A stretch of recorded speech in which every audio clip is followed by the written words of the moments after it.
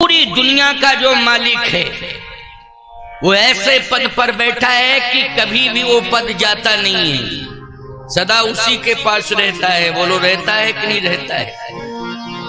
दुनिया का जो मालिक है ऐसे पद पर बैठा है, कभी उसका पद जाता नहीं है। जब उसका पद कभी जाता नहीं है तो उसी के पादार बिंदों में हम अपना समर्पण कर दें। याद रखना, ये जितना वैभव है सब पीछे पीछे हमारे फिरेगा, अपने आप पीछे पीछे, बस उनके चरणों में हम समर्पित हो जाएं।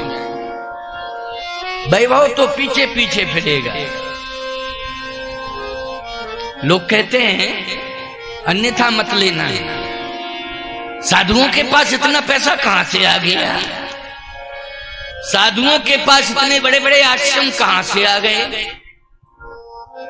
सुनो, प्रयास नहीं है, बिना ही प्रयास के आए, कोई प्रयास नहीं है। क्यों? क्योंकि भगवान का पद पकड़े हुए हैं ना, इसलिए पीछे पीछे ये सब फिर रहे हैं। किसका पद पकड़े हैं? भगवान का पद। पीछे पीछे ये सब वैभव वो पीछे पीछे पड़े। हम वैभव के पीछे नहीं पड़े हैं, वैभव हमारे पीछे पड़े। समझ रहे हो कि नहीं? हम वैभव के पीछे नहीं पड़े हैं, वैभव हमारे पीछे पड़े हैं। हम किसी के पीछे नहीं पड़े हैं, सब हमारे पीछे पड़े। तो समझ में आ गया अर्थ कि नहीं? हम किसी के पीछे नहीं पड़े हैं, लेकिन सब हमारे पीछे पड़े। हम तो भगवान के चरणों में पड़े। भगवान के हो जाओ। शत्रुपा जी ने पुत्र से कहा कि बेटा मैं जा रही हूं।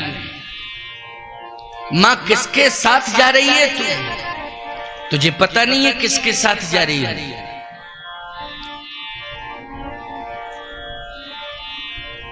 तुम्हारे पिता के साथ जा रही है। अरे पिता जा रहा है तो मां को तो साथ देना चाहिए बच्चों का। पिता छोड़ के जा रहा है तो कम से कम मां को तो साथ देना चाहिए। शत्रुपा जी ने एक बहुत अच्छी बात कही है। क्या? कि बेटा कोई किसी का साथ नहीं देता है। अच्छा बोलो, कोई किसी का साथ देता है? कोई किसी का साथ नहीं देता है। शत्रुपा जी ने कहा जब मैं दुनिया से जाऊंगी तो मेरा साथ कौन दे सकता है? पातिव्रत धर्म दे सकता है जो मेरे साथ जाएगा। बोलो भाई, पुत्र की सेवा साथ जाएगी कि पातिव्रत धर्म साथ जाएगा? पहले इसका उत्तर दो। पुत्र चाहे जितनी सेवा कर ले, चाहे जितना संतुष्ट कर दे, वो पुत्र की सेवा साथ नहीं जाएगी। लेकिन पातिव्रत धर्म, पति भले ही यहां रह जावे, लेकिन पत्नी जब दुनिया छोड़ के जाएगी तो पति भले ही ना जाएगा, लेकिन पातिव्रत धर्म जाएगा कि नहीं जाएगा उसके साथ। और असली साथ देगा वो। बोलो देगा असली साथ कि नहीं? सब यहीं रह जाएंगे, कोई साथ नहीं देगा, लेकिन धर्म साथ देगा। पातिव्रत धर्म, ये पातिव्रत धर्म है। मैं पति की सेवा में जा रही हूं, ये क्या है? पातिव्रत धर्म है, यही मेरे साथ जाएगा। इसलिए मैं अपने पति के साथ जा रही हूं। सब कुछ दे दिया है, लेकिन जहां भी रहेंगे वहां से दुआएं भी भेजते रहेंगे। क्या भेजते रहेंगे? दुआएं मानी आशीर्वाद भेजते रहेंगे। इसी से तुम्हारा काम चलेगा। साथ देगा तो ये शरीर नहीं, आशीर्वाद साथ देगा। बोलो क्या देगा साथ? जल्दी बोलो। आशीर्वाद साथ देगा। शरीर कहां साथ देता है? अच्छा, बुढ़ापे में किसी काम का शरीर नहीं रहता, चल फिर भी नहीं सकता है। बहुत से तो इतने असमर्थ हो जाते हैं कि पकड़ के चलाना पड़ता है। क्यों भाई? चलाना पड़ता है कि नहीं? तो जब बुढ़ापे में पकड़ के चलाना पड़ता है तो क्या साथ देंगे, लेकिन उनके पास एक सबसे बड़ी ताकत रहती है आशीर्वाद देने की। जैसे ही तुम उनके हाथ पकड़ोगे, चलाओगे, तो हृदय से तुम्हें आशीर्वाद दे देंगे, वही तुम्हारा साथ देगा। आशीर्वाद साथ देगा। इसलिए महाराज मनु ने और शत्रुपा जी ने एक ही बात कही कि मेरा आशीर्वाद तुम्हारे साथ रहेगा, जहां भी मैं रहूं आशीर्वाद भेजती रहूं।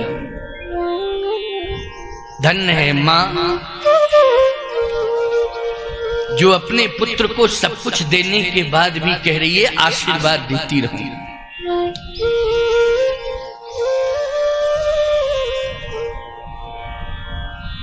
पंथ जात पंथ जात सोहत मत धीरा। पत्नी जब पति के पीछे पीछे चलती है, याद रखना, कपड़ों से सुंदर नहीं लगती, वो सोने के आभूषणों से सुंदर नहीं लगती, वस्त्रों से सुंदर नहीं लगती है। पति के पीछे चल रही है तो सुंदर लगती है। बोलो भाई, पति के पीछे पीछे चल रही है तो सुंदर लगती है। चतुर्थ अवस्था हो गई है, बुढ़ापा है। बुढ़ापे में रूप से कौन सुंदर होता है प्यारे, लेकिन शत्रुपा जी सुंदर इसलिए लग रही हैं क्योंकि आचरण से सुंदर हैं, पति के पीछे पीछे चल रही हैं, इसलिए शास्त्र कहता है ये सुंदर लग रही है। पति परमात्मा का स्वरूप है, पत्नी की दृष्टि से वो परमात्मा ही है। पति सब कुछ है। जब तक पति जिंदा रहे तब तक उसके प्रति समर्पण ही होना चाहिए और भगवान से ये प्रार्थना करना चाहिए कि पति के पहले मैं जाऊं दुनिया से, पति के पहले मेरे प्राण जाएं दुनिया से। ये भगवान से प्रार्थना किया करो, करती हो कि पति के पहले मेरे प्राण जाएं। और यदि कहीं कोई प्रारब्ध से पति अगर प्राण त्याग रहा है या त्याग दिया है किसी परिस्थिति में, चाहे बीमारी के कारण त्यागा हो और चाहे उसने किसी परिस्थिति में फंस के प्राण त्यागे हो अथवा अवस्था के अनुसार प्राण त्यागे हो, बोलो भाई, उसी दिन ये संकल्प ले लेना चाहिए कि पति तो अब चला ही गया है, अब मैं जब तक जिंदा रहूंगी जगत पति की शरण में रहूंगी, बस जगत पति ही मेरा सब। तो पति के बाद कौन है, बोलो भाई, जगत पति। वो तो हमारा भी पति है, तुम्हारा सबका पति है, बोलो जगत का पति है। तो बोलो केवल स्त्रियों में ही ये भाव नहीं होना चाहिए कि मेरा ही पति है, पुरुषों में भी ये भाव होना चाहिए कि हमारा भी वो पति है। बोलो है पति कि नहीं, जगत पति है वो, उसी की शरण में आ जाना चाहिए, हम सभी को आना चाहिए। आज शत्रुपा जी इसलिए सुंदर लग रही हैं, पति के पीछे पीछे चल रही हैं। नैमिषारण्य तीर्थ में पहुंच रहे हैं। नैमिषारण्य तीर्थ मुक्ति का सबसे बड़ा केंद्र है। जैसे आपके क्षेत्र में कपिल तीर्थ ये श्री कोलायत जी, बोलो भाई, ये मुक्ति का केंद्र माना जाता है कि नहीं, तीर्थ माना जाता है। यहाँ लोग आते हैं तो ये मान्यता है कि हम सरोवर में स्नान करेंगे और कपिल भगवान का दर्शन करेंगे तो हमारी मुक्ति निश्चित हो जाएगी। बोलो भाई, ये मान्यता है। पुष्कर ये भी मुक्ति का ही तीर्थ है। सरोवर में स्नान करते हैं आप, ब्रह्मा जी का दर्शन करते हैं, आपको पूर्ण विश्वास हो जाता है कि अब मुक्ति में कोई संदेह नहीं है। वैसे ही नैमिषारण्य में चक्र तीर्थ है, वहां भी सरोवर है। गोमती जी तो है ही, लेकिन सरोवर है नैमिषारण्य में, उसको क्या कहते हैं, चक्र तीर्थ। आप लोग गए होंगे, अच्छे कितने लोग हैं जो नैमिषारण्य गए, जरा हाथ उठा दो। हाँ, 5-7 लोग तो गए हैं। 5-7, अच्छा, वो 5-7 का ही सिस्टम बना है। बाकी लोग नैमिषारण्य नहीं जा पाए, कोई बात नहीं, तीर्थ चारों धाम करते हो तो नैमिष भी जाया करो, नैमिषारण्य की यात्रा किया करो। देखो लक्ष्य बनाओ, मुसलमान हज की यात्रा करता है कि नहीं करता है? वो अपने जीवन को तभी सफल मानता है जब हज कर लेता है। हिंदू होकर के हम अगर तीर्थों में नहीं जा रहे हैं, तीर्थाटन नहीं कर रहे हैं, तो ये हमारे जीवन की सबसे बड़ी कमजोरी है। ऐसी संतान होनी चाहिए जो माँ बाप को तीर्थ करावे। याद रखना, हमारे सनातन संस्कृति में श्रवण कुमार के पास अभाव था, धन का अभाव था, लेकिन उसने कंधे पर माँ बाप को तीर्थ कराया। बोलो कंधे पर धारण कर कराया कि नहीं कराया? नहीं था उतना साधन, लेकिन नहीं मैं तीर्थ जरूर कराऊंगा। वो अंधे माँ बाप को बोलो कंधे पर धारण करके तीर्थ कराया कि नहीं कराया? ये सनातन धर्म की परंपरा है। इसलिए बच्चों को चाहिए कि माँ बाप का इतना जरूर ध्यान रखें कि व्यवस्थित ढंग से उनको तीर्थाटन कराएं। उन तीर्थों में नैमिषारण्य भी यात्रा के क्रम में आता है। मुक्ति का तीर्थ है, वहां भी एक सरोवर है, चक्र तीर्थ बोलते हैं। उसमें स्नान किया जाता है और स्नान करने के बाद वहां पर जो देवी देवता हैं, जैसे ललितांबा है, राजराजेश्वरी ललितांबा वहां की अधिष्ठात्री देवी है। वेदव्यास भगवान का एक प्रसिद्ध आश्रम है।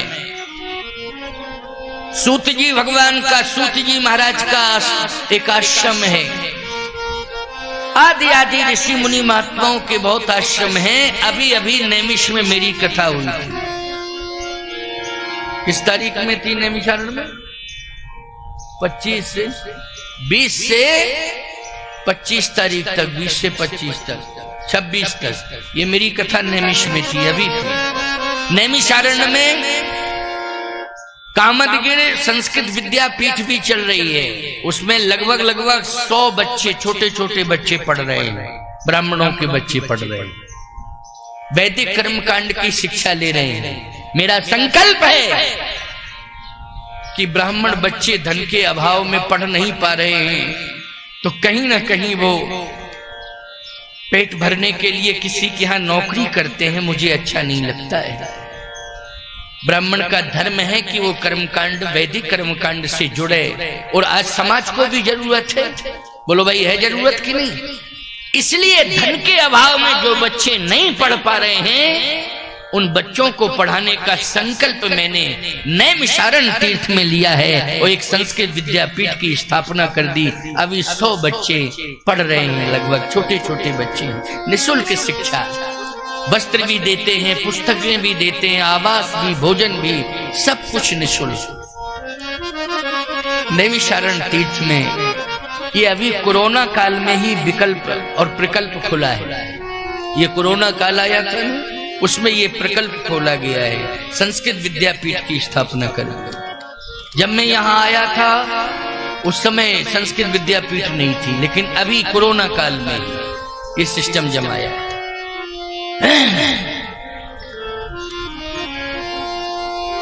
तो मैं कहना ये चाहता हूं कि नैमिषारण्य तीर्थ में पहुंचे महाराज मनु शत्रुपा। नैमिषारण्य तीर्थ में क्यों पहुंचे? देखो, ग्रंथ और संत, मैंने कल कहा था कि एक ग्रंथ की जरूरत है, एक संत की जरूरत है। ग्रंथ और संत ये दोनों हमारे जीवन में मिल जाएं तो हमारा जीवन धन्य धन्य हो जाएगा, भक्ति मिलेगी, भगवान भी मिलेंगे। लेकिन बिना ग्रंथ के और बिना संत के हमें न भक्ति मिलेगी न भगवान मिलेंगे। तो ये भक्ति प्राप्त करने का सरल तरीका मैं आपको बता रहा हूं, ग्रंथ और संत, ये सत्संग। क्योंकि प्रथम भगति संतन कर संगा और दूसर रति मम कथा प्रसंगा। बोलो, ये पहली भक्ति है कि नहीं? संतन कर संगा। ये सत्संग जो आप सुन रहे हो, ये संत के द्वारा हो रहा है सत्संग, कथा सुनने को मिल रही है। दूसर रतिमम कथा प्रसंगा। बोलो, ये सरल भक्ति है कि नहीं? कि आप कथा सुनने के लिए आ गए यहाँ तो ये सरल भक्ति है। इतना तो आप कर ही सकते हो ना कि घर से चल के आ सकते हो, कोई दिक्कत नहीं। संतों की वाणी सुन सकते हो, कोई दिक्कत नहीं। ये पहली भक्ति है। प्रथम भगति संतन कर संगा, और दूसर रति मम कथा प्रसंगा।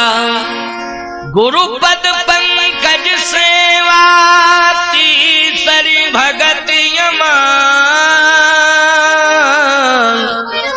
गुरुपद पंकज सेवा, सदगुरु की सेवा, ये सेवा ही हो रही है प्यारे। ऐसा मत मानना कि केवल एक परिवार मेरी सेवा कर रहा है, आशुदास का ही परिवार मेरी सेवा कर रहा है। आशुदास का परिवार अगर मेरी सेवा कर रहा है तो पूरा कोलायत जी क्षेत्र मेरी सेवा कर रहा है, मैं तो ये मानता हूं। क्योंकि तुम सबने मुझे बुलाया है। बोलो बुलाया है कि नहीं बुलाया है? गिरधारी दास तो माध्यम बन गए, उन्होंने तो दूरभाष पर चर्चा की है, लेकिन तुम्हारी श्रद्धा के कारण मुझे आना पड़ा। तुम सबकी श्रद्धा इतनी वजनदार हो गई कि हमारा पड़ला हल्का पड़ गया, तुम्हारा भार। क्योंकि मैं तो बहुत बचा, बहुत भागा, समय नहीं दे पा रहा था, लेकिन बताया ना पकड़ में आ गया, पड़ला तुम्हारा भारी हो गया। तुम सबकी श्रद्धा एक तराजू के पल्ले पर रख गई और तुम्हारा पड़ला भारी पड़ गया। यही होना चाहिए। नैमिषारण्य क्यों पहुंचे महाराज मनु शत्रुपा? इतने तीर्थ थे, लेकिन नैमिषारण्य में क्यों पहुंचे?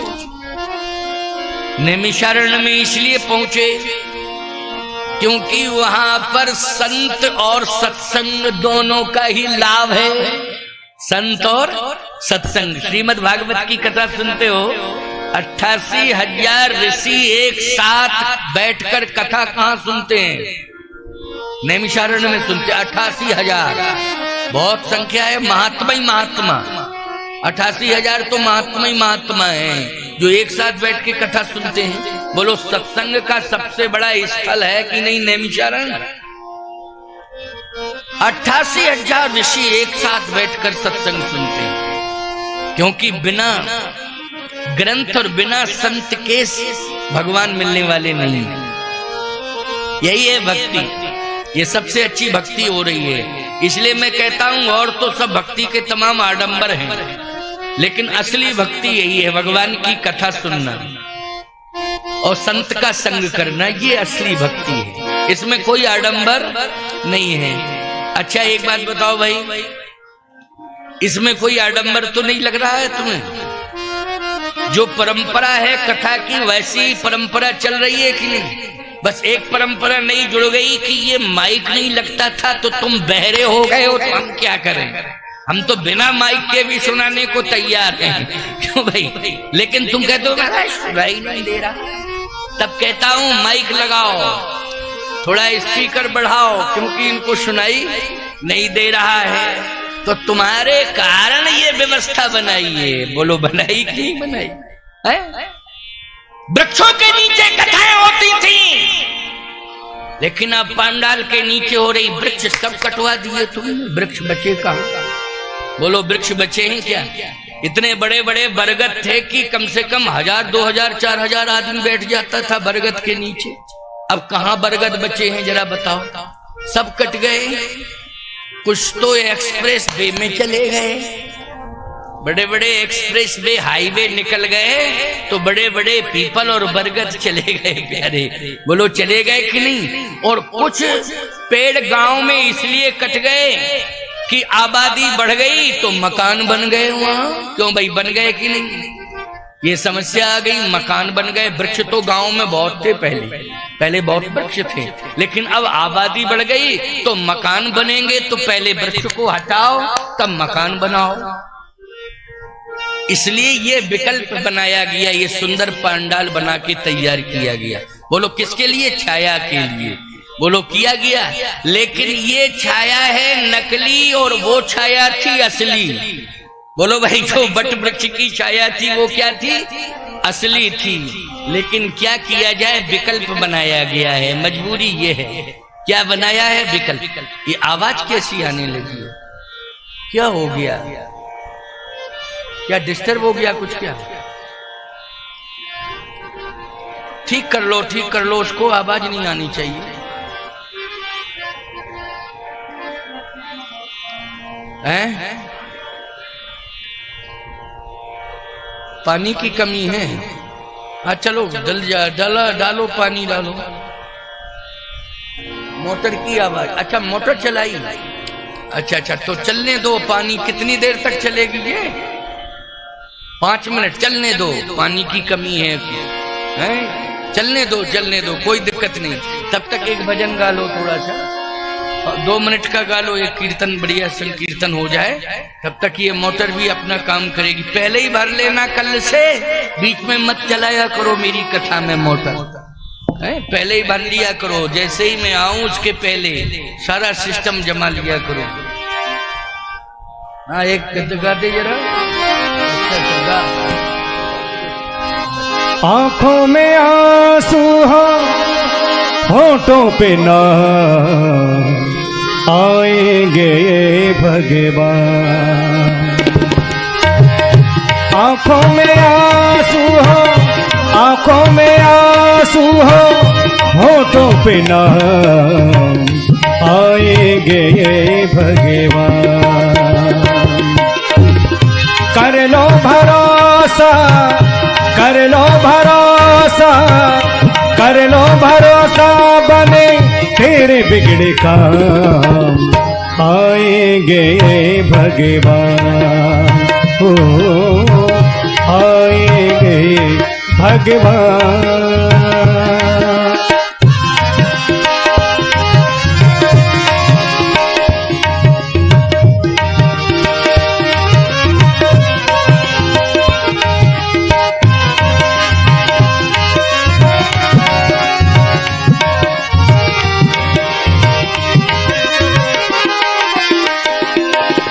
वो आंसू भी क्या आंसू जो अपने लिए बहाए, प्रभु के लिए गिरे जो आंसू वो आंसू कहलाए।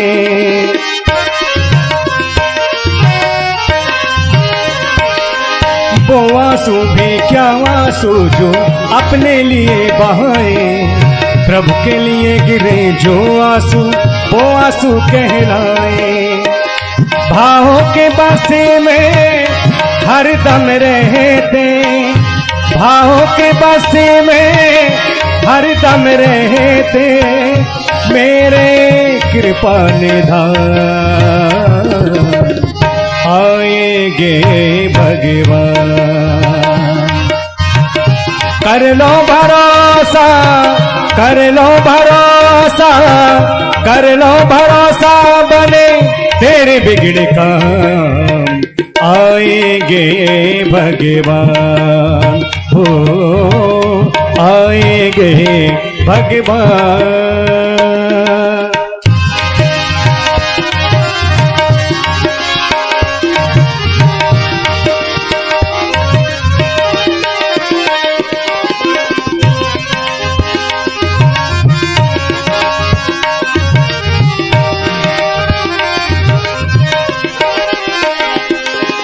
वो आंसू भी क्या आंसू जो अपने लिए बहाए, प्रभु के लिए गिरे जो आंसू वो आंसू कहलाए।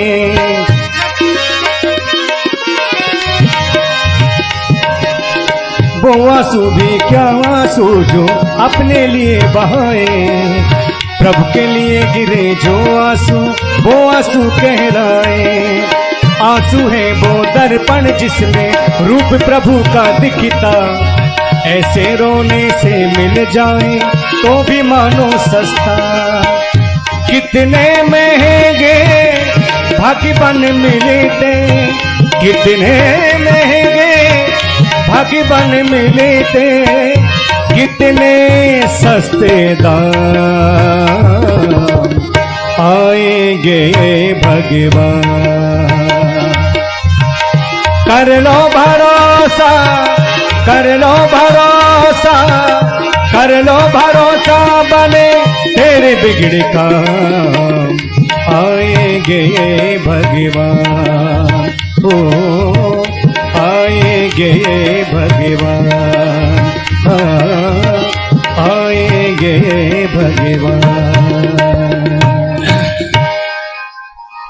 बोलिए भक्तवत्सल भगवान की जय, श्री कपिल देव भगवान की जय, श्री अयोध्यानाथ भगवान की जय, श्री कामदगिरि भगवान की जय। सत्संग का सबसे बड़ा स्थल नैमिषारण्य है। सत्संग और संतों की वाणी जहां पर सुनने को मिल जाए, भक्ति वहीं आती है और उसी भक्ति से भगवान प्राप्त हो जाता है। भगवान को प्राप्त करने का लक्ष्य है, इसलिए नैमिषारण्य गए। जैसे नैमिषारण्य में पहुंचे तो गोमती मैया में स्नान किया।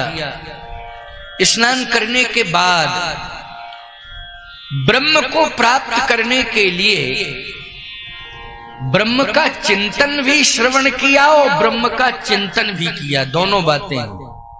ब्रह्म का चिंतन आप श्रवण कर रहे हैं, ये श्रवण क्या कर रहे हैं? ब्रह्म का चिंतन चल रहा है, ब्रह्म की कथा सुन रहे हैं और ब्रह्म का चिंतन भी कर रहे हैं। करहीं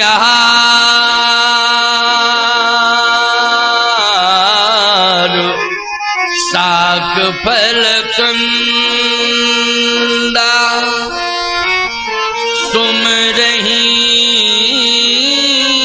ब्रह्म सच्चिदानंदा।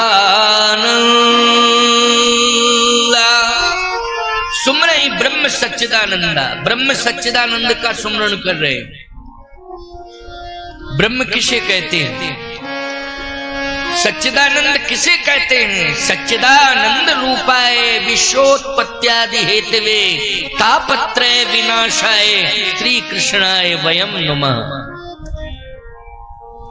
विश्व की उत्पत्ति का जो हेतु है वही है सच्चिदानंद, उसी को हम ब्रह्म कहते हैं। दैहिक, दैविक, भौतिक तीन प्रकार के तापों को नष्ट करने की क्षमता जिसमें है वो है सच्चिदानंद। दैहिक, दैविक, भौतिक, ये तीन ही प्रकार के ताप होते हैं। दैहिक मानी शरीर में कोई बीमारी आ जाए। अच्छा बोलो भाई, शरीर में बीमारी आ जाए तो हमारा शरीर प्रभावित हो जाएगा कि नहीं? यह है ताप। ये किससे ठीक होगा? बोले ये ठीक होगा दवा लेने से। बोलो हो जाएगा ना, दवा से ये ठीक होगा।